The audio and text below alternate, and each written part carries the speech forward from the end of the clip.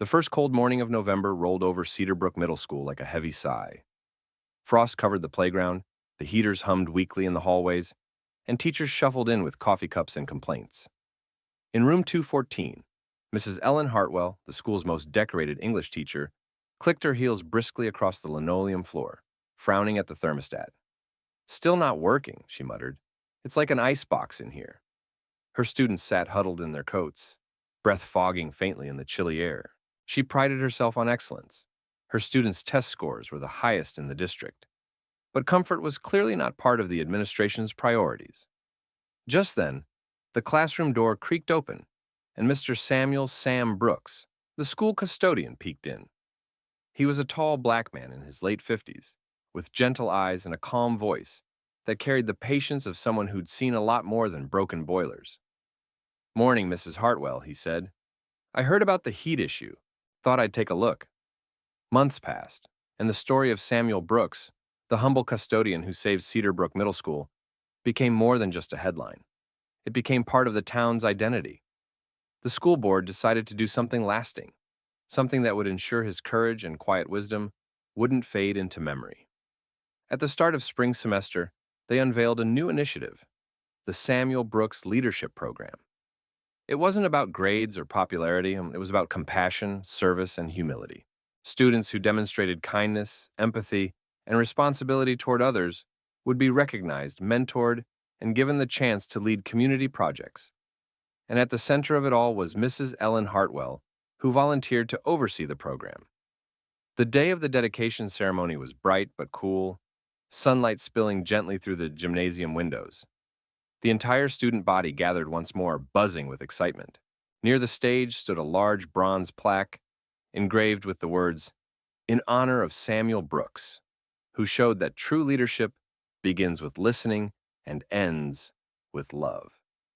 Sam himself stood off to the side, as modest as ever, wearing his old Navy work jacket even though the principal had begged him to wear a suit. Ellen stepped up to the microphone, her voice calm but full of emotion. "Today," she began, "we celebrate more than an act of bravery.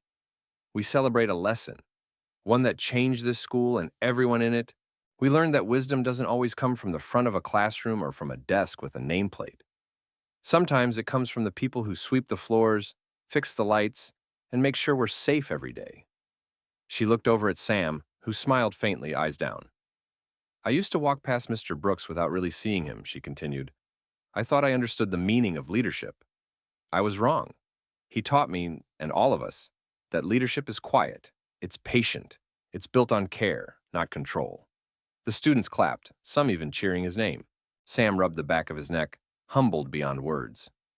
When Ellen finished, the principal invited Sam to say a few words. He shook his head at first, but she smiled and whispered, "They need to hear you, Sam." So he stepped up, cleared his throat, and said in his slow, steady way, "I don't got much to add, except this. No job makes you better than another person. I've met janitors who could teach doctors and kids who could teach adults. What matters is how you treat folks. You treat people right, you'll always leave a place better than you found it." The gym erupted in applause. Students stood, teachers clapped, and even the superintendent wiped a tear from her eye. Later that afternoon, the first group of Brooks Scholars, as the new program called them, gathered in the library, a small circle of students eager to volunteer for their community. Ellen watched them brainstorm ideas for projects, food drives, tutoring programs, park cleanups. Sam stood quietly at the door, watching with pride. "You've started something, Mr. Brooks," Ellen said, stepping beside him. He shook his head gently. "We started something, Mrs. Hartwell. Took both of us to get here." She smiled. "Maybe. But you lit the spark." He chuckled softly. "I just fixed the pipes." She laughed. "And in doing so, you fixed a lot more than that." As the weeks went on, the program transformed the school's spirit. Students began treating the custodial staff with newfound respect, greeting them in the halls, helping clean up after events, asking about their day. The change was small but genuine, and it rippled outward. One afternoon, Ellen passed a bulletin board filled with student essays titled, "Who Inspires Me?" Nearly half mentioned Sam Brooks. One line from a seventh grader caught her eye. Mr. Brooks doesn't wear a cape, but he's the kind of hero who makes you want to be better. She smiled, her chest tight with warmth. That spring, when the new flowers bloomed along the playground fence, Sam decided to retire. His back wasn't what it used to be, and he said it was time for younger folks to take over the mop. The school threw him a small farewell party. Nothing fancy, just students, teachers, and staff gathered under the basketball hoop with homemade cupcakes and laughter. Ellen gave him one final gift, a framed photo of the first graduating class of Brooks Scholars, signed by every student. Underneath the photo, in her neat handwriting, she'd written, "To Samuel Brooks, the man who taught us to listen before we speak, care before we judge, and act before it's too late." Sam held it for a long moment before saying softly, "You know, Mrs. Hartwell, I think I learned something from you, too." She looked surprised. "From me?" He nodded. "You showed me people can change. That's worth a lot in this world." She smiled through her tears. "Guess we both got promoted then." He laughed, that quiet, rumbling laugh that had filled the halls for decades. And as the last bell of the day rang, echoing through the school he had loved and protected, Sam looked around the crowded gym one last time and whispered, "Guess my work here's done." But Ellen knew better. His work wasn't done. It had just begun, in every student he'd ever inspired, every lesson he'd ever taught without meaning to, and every heart that now understood what real leadership meant. Ellen barely glanced at him. "I already reported it, Mr. Brooks. I'm sure the office will handle it." He nodded, unfazed. "They did. Told me to check it myself." She sighed dramatically. "Fine. Just please don't make a mess. I have first period in 10 minutes. Sam smiled faintly. "I'll do my best not to inconvenience your lesson plans." He crouched near the old radiator, running a practiced hand along the pipe. He could feel the faint vibration. Heat was moving, but not enough. "It's the main boiler again," he said. "She's been acting up all week." "Well, can't you just fix it?" Ellen said impatiently, rubbing her hands together. "I can patch it," he replied evenly. "But this old system's on its last leg. You might want to keep a few windows cracked just in case. Smells a little like gas leaking from the lower pipe."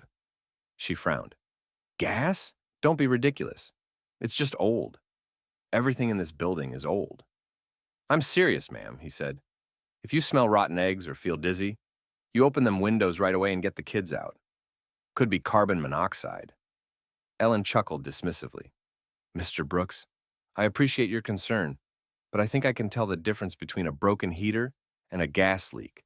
Maybe you should worry about the cafeteria vents instead. They're far more unpleasant." Sam studied her for a moment, not angry, just disappointed. "Yes, ma'am. I'll take a look downstairs." He left quietly, closing the door behind him. Ellen rolled her eyes. "Custodians," she muttered under her breath, "always exaggerating." Her students exchanged glances but said nothing. By lunchtime, the temperature in the building had dropped further. Teachers complained in the lounge. The principal promised the district was working on it. And Sam Brooks kept making rounds, checking pipes and vents with his handheld meter. When he reached the boiler room, he paused. Something was off, the faint hiss, the smell in the air. His meter flickered red. His chest tightened. "It's leaking." He called upstairs to the main office, but the secretary brushed it off. "We've had a lot of false alarms this week." Sam didn't wait. He knew what that smell meant. He grabbed his wrench and turned the emergency valve, but the sound of escaping gas only grew louder. He wiped his forehead, thinking fast. He needed to evacuate the building now. Upstairs, Ellen Hartwell was midway through a lecture on Shakespeare when she began to feel lightheaded. Her students fidgeted restlessly, some rubbing their temples. "Can we open a window, Mrs. Hartwell?" a girl asked weakly. "It smells weird." Ellen frowned. "It's just the radiator," she said, brushing it off. Then she remembered Sam's warning. "If you smell rotten eggs or feel dizzy..." Her stomach dropped. She opened one window, then another. The air that rushed in was freezing but sharp, cleaner. "Everyone out," she said suddenly, her voice trembling. "Take your coats, now." The kids hesitated, confused. "Out," she repeated, louder this time. They scrambled for their backpacks as she ushered them into the hallway. But the dizziness was spreading fast. Her vision blurred. She felt herself stumble, grabbing the doorframe for support. Then, through the haze, She saw Sam running toward her from the stairwell, a mask over his face. "Come on, Mrs. Hartwell," he shouted, pulling a spare mask from his pocket and pressing it into her hands. "You need to move." She tried to speak, but her words slurred. He took her arm, half guiding, half carrying her toward the exit. Behind them, the faint hiss from the basement grew louder, followed by a sharp pop as a pipe burst. By the time they reached the front doors, the fire alarm blared and students poured outside into the cold. Teachers shouted, phones rang, chaos erupted.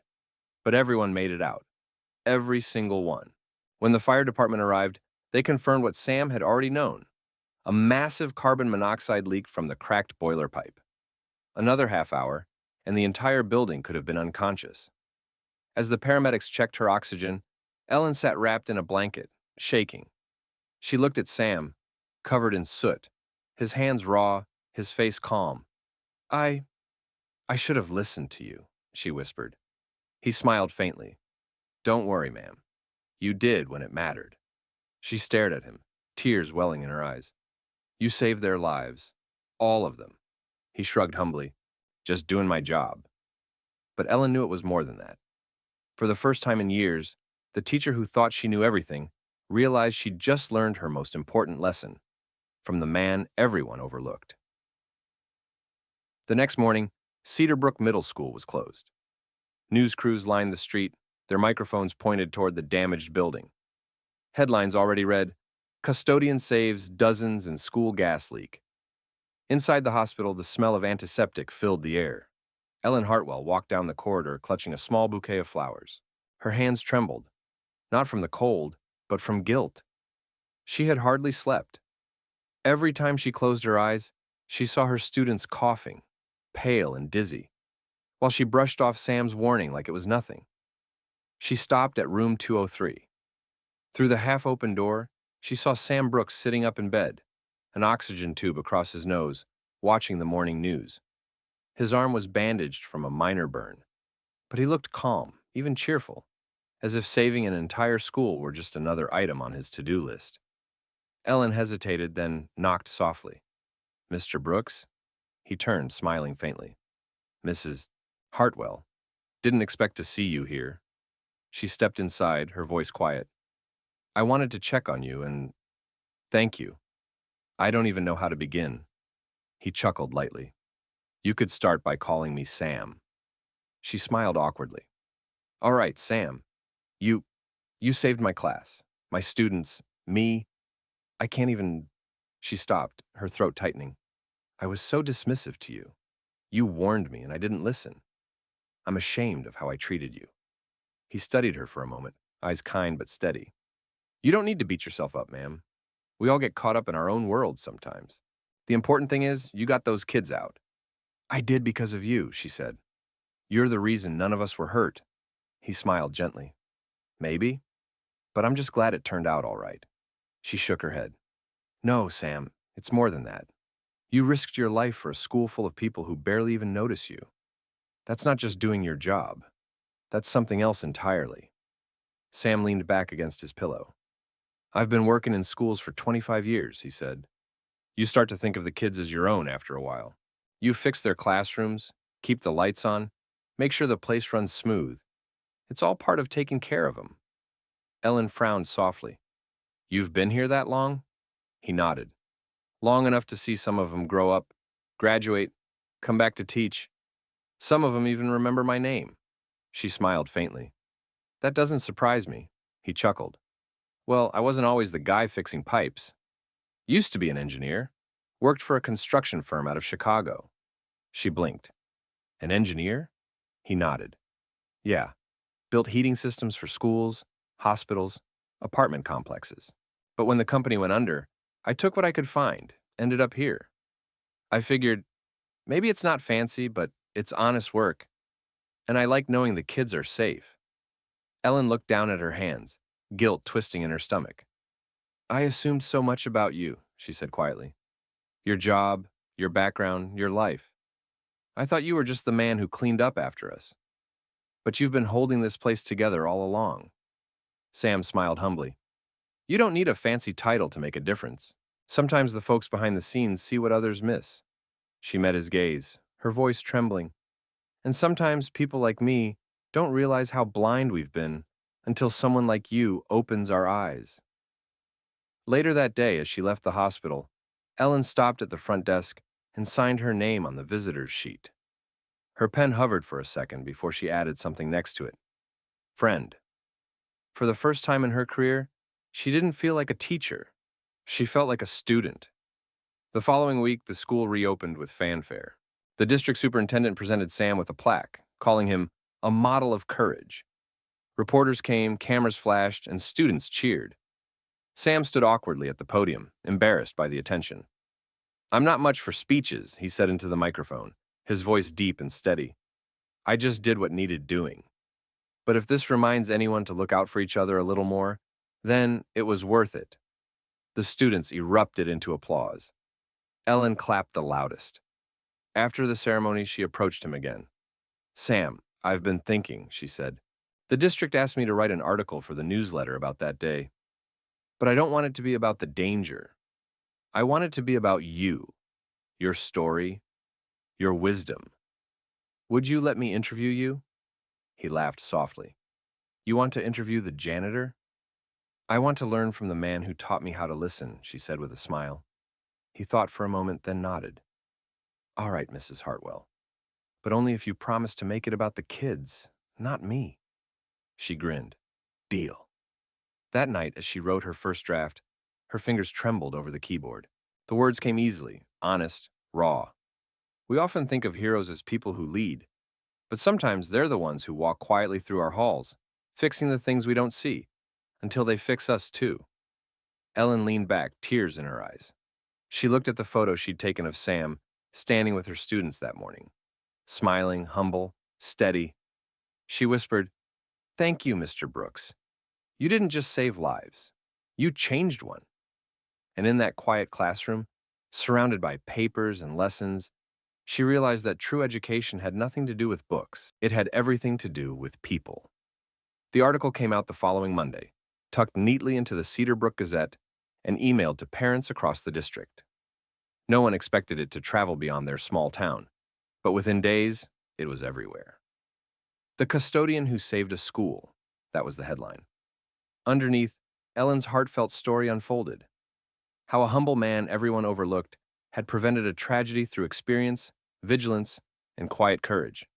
She wrote about how she ignored him, how her pride nearly cost lives, and how his wisdom had changed her forever. The honesty of it struck a nerve. By Tuesday morning, the article had been shared hundreds of times. Local radio stations quoted it. A state news outlet ran a feature on it. People left flowers and thank you cards by the school gates for Mr. Samuel Brooks. Former students wrote emails, some saying things like, You fixed the heater in our art room back in 2008. We still remember your smile. Sam, of course, didn't know what to do with any of it. I just did my job, he told anyone who would listen, waving off the attention. But Ellen could see it meant something to him. Not the fame, but the acknowledgement. For once, people saw the man he truly was. The district superintendent called a special assembly that Friday. The gymnasium was packed. Students, parents, faculty, even city council members. Cameras lined the back wall. A large banner hung on the stage. Thank you, Mr. Brooks. When they called him to the podium, he looked uncomfortable in his pressed shirt and borrowed tie. Ellen sat in the front row, smiling through tears as he adjusted the microphone. I'm not used to talking in front of crowds, he said with a shy grin. Usually, I'm the one fixing the lights for events like this. Laughter rippled through the gym. He continued, his tone turning gentle. I didn't do anything special. I just listened to what this old building was trying to tell me. Been here a long time, and I guess when you care about a place, it starts to speak to you in its own way. He paused, glancing at the students. But the truth is, it wasn't just me. Mrs. Hartwell got those kids out of the classroom before things got bad. She listened, just in time. That's what matters. We all have moments when we get a second chance to do right. Sometimes we take it. Sometimes we don't. I'm just glad she did. Ellen's eyes stung as the crowd erupted into applause. The principal presented Sam with a plaque and a check from the district's emergency fund. But what truly made his hands shake wasn't the money or the words of praise. It was when one of the students, a quiet eighth grader named Lily, stepped forward holding a handmade card that read, "Thank you for keeping us safe, Mr. Brooks. You're our hero." He took it with trembling hands and whispered, "Thank you, sweetheart. I'll keep this forever." After the ceremony, reporters swarmed around him, asking questions about his background, his life, his bravery. Ellen stayed close by, intercepting where she could, watching him navigate the spotlight with the same grace he used to sweep the hallways. When one reporter asked, "Mr. Brooks, how does it feel to finally be recognized after all these years?" He chuckled softly and said, "Feels nice, but I didn't need recognition to know I was doing something that mattered." That quote ended up on every local news page. The following week, the district board invited Ellen to speak at a teacher development conference. She stood before a room of educators and told the story from her perspective, not as the savior, but as the student. "I used to think leadership meant authority," she said. "Now I know it means humility, the willingness to learn from anyone, no matter what their title says." When she finished, the room gave her a standing ovation. But later, in the quiet parking lot, she saw Sam waiting by his old pickup truck. "Heard your speech was good," he said with a grin. She smiled. "I had a good teacher." He laughed softly. "Funny, I thought I was the janitor." "You were," she said, "until I realized you were teaching me every day without even trying." They shared a warm silence as the sun dipped behind the trees. That evening, back at the school, Ellen walked the empty halls with a new sense of reverence. Every flickering light, every creak of the floorboards, reminded her of how fragile and how precious ordinary moments could be. Outside the boiler room door, she found a small plaque newly installed by the district maintenance team, in honor of Samuel Brooks, who listened, cared, and saved. She smiled, brushing a tear from her cheek. And in that still hallway, with the hum of new heating pipes filling the air, she whispered, "Lesson learned,